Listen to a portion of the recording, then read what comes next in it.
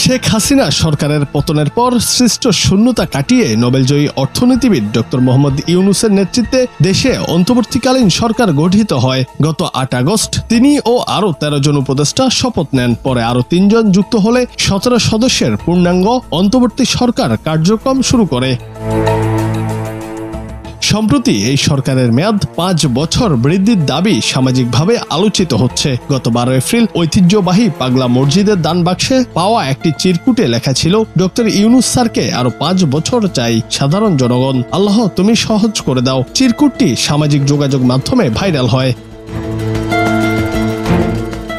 এর কিছুদিন পর ১৮ এপ্রিল রাজধানীর রাজু ভাস্কর্যের সামনে কয়েকজন যুবক অন্তর্বর্তী সরকারের মেয়াদ ৫ বছর করার দাবিতে প্রতীকী অনশন করেন।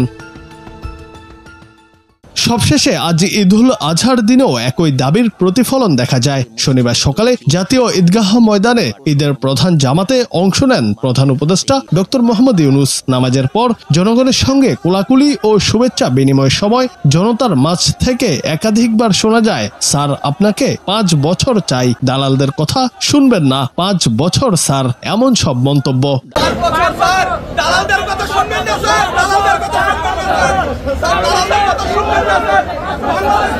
নামাজ শেষে বাইতুল মোকাররমের খতিব মুফতি মোহাম্মদ আব্দুল মালেক প্রধান উপদেষ্টার সঙ্গে কোলাকুলি ও শুভেচ্ছা বিনিময় করেন। এ সময় উপস্থিত ছিলেন অন্তর্বর্তী সরকারের আরও অনেকে।